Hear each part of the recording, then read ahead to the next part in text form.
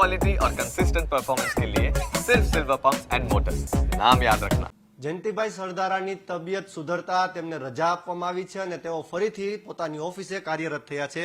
જયંતિભાઈ, રજા તો તમને આપવામાં આવી, પરંતુ સોશિયલ મીડિયા વોર અત્યારે જામી ગયો છે.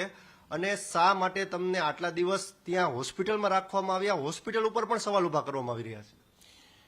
જો હોસ્પિટલમાં એડમિટ રહેવું કે ન રહેવું એ ડૉક્ટરનો વિષય છે. મને 7% આવ્યા છે અને નાકમાં ફ્રેક્ચર આવ્યું છે. અત્યારે પણ મારા નાકમાંથી લોહી નીકળે છે. બપોરના 2 વાગે મને એન્ડોસ્કોપ દ્વારા ચેક કરી ઈજા હવે સુધારા ઉપર છે, એટલે જ અમે સાંજે રજા લીધી છે.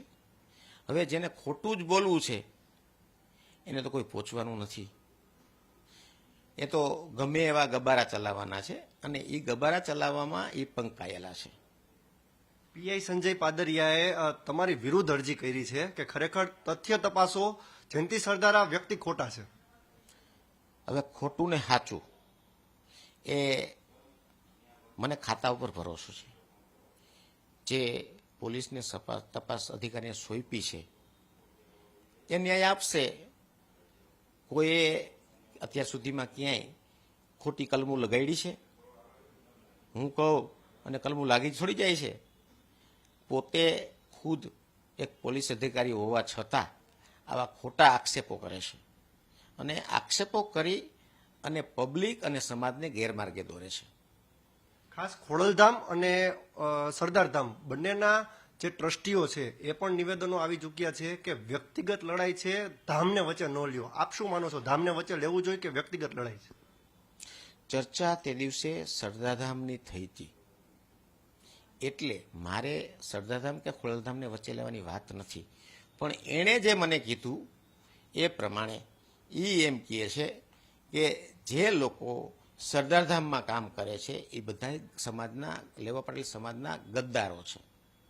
લેવા પટેલ સમાજના ગદ્દારો કહ્યા અને આ વાત વણસી, પણ ખરેખર જે બંને સંસ્થામાં કામ કરે છે, જેમ કે તમે છો, તમે ખોડલધામમાં પણ ટ્રસ્ટી છો અને સરદારધામમાં પણ છો, શા માટે ખોડલધામમાંથી બધા વિખૂટા પડી રહ્યા છે? જો ખોડલધામની સ્થાપનાથી અત્યાર સુધી હું તમામ ખોડલધામના કાર્યક્રમમાં જાઉં છું. મને ખોડલધામે જ્યારે જ્યારે કામ સોંપ્યું છે મેં કામ કર્યું છે. હજી પણ કોઈ પણ કામ ચીંધે તો હું કરવા તૈયાર છું અને સરદારધામે મને જવાબદારી આપી છે એ પણ હું નિષ્ઠાથી કરીશ. હું ભાજપનો કોર્પોરેટર હતો ત્યારે પણ નિષ્ઠાથી કામ કરતો હતો. મારો એક સિદ્ધાંત છે કે જેની સાથે રહું એને વફાદાર રહું છું અને એ જગ્યાએ નિષ્ઠાથી કામ કરું છું. નરેશભાઈ પટેલ, ખોડલધામના ચેરમેન પાસે તમારી શું અપેક્ષા છે? નરેશભાઈ પટેલ પાસે મારે કાંઈ અપેક્ષા રાખવા જેવું મને લાગતું નથી. આ પીઆઈ પાદરિયા એનો અંગત માણસ છે અને આ મારા બનાવમાં જ નહીં, આની પહેલા ઘણા બનાવો એવા બન્યા છે કે પીઆઈ પાદરિયાએ ચમચાગીરી કરી અને આ ટ્રસ્ટીઓને નારાજ કર્યા છે. લાગે છે નરેશભાઈને કઈ રસ જ ન હોય આ ઘટનામાં?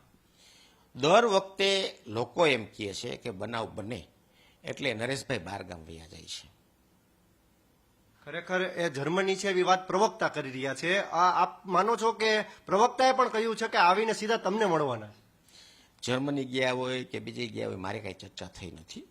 મને તો નરેશભાઈ આપણે સદભાવનાની સપ્તાહમાં પહેલે જ દિવસે ત્યાં મળ્યા હતા, મેં હાથ મિલાવ્યા હતા. બેસતા વર્ષ પછી 7 તારીખે એની ઓફિસે પણ હું એના આશીર્વાદ લેવા ગયો હતો અને હવે અત્યારે એ ક્યાં છે એ મને કાંઈ ખબર નથી. જે રીતે પહેલે દિવસે તમે આક્ષેપ કર્યો હતો, લાગે છે કે આ હુમલા પાછળ નરેશભાઈને બધી ખ્યાલ હોય? હવે હું અને કોઈ ટ્રસ્ટી મળીને કરતા હોય તો બીજો ટ્રસ્ટી કરે એની છાપ મારી ઉપર આવવાની જ છે. સરદારધામમાં હું અને નાથાભાઈ કમાણી અત્યારે ફૂલ ટાઈમ વધુ ભેગા હોય છે, બાકી અમારી ટીમ આખી ભેગી હોય છે. જો નાથાભાઈ કમાણી કે હું બેમાંથી એક કંઈક પરાક્રમ કરતા હોય તો એનો છુપો સપોર્ટ તો હોય જ ને. આની પહેલા આ પાદરિયાએ જે કૌભાંડ કર્યા છે એના માટે નરેશભાઈ ભલામણ કરવા ગયા જ છે અને હજી પણ મને એવું લાગે છે કે નરેશભાઈ હજી આવીને ભલામણ કરવા જશે.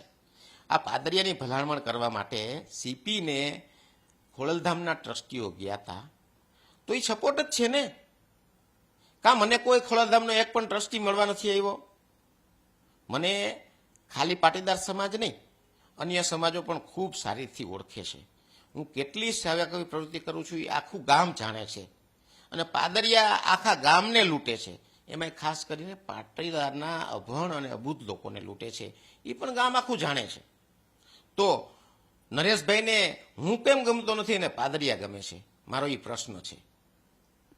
જે રીતે જયંતિભાઈ સવાલ ઉઠાવી રહ્યા છે નરેશભાઈ પર કે નરેશભાઈ ક્યાં છે એ તો મને ખ્યાલ નથી, પરંતુ જો એ રાજકોટ આવશે તો પોલીસ કમિશનરને તે પાદરિયાની ભલામણ ચોક્કસથી કરશે તેવું તેમનું કહેવું છે. કેમેરા પર્સન અભય ત્રિવેદી સાથે ઋષિ દવે, ન્યૂઝ કેપિટલ, રાજકોટ.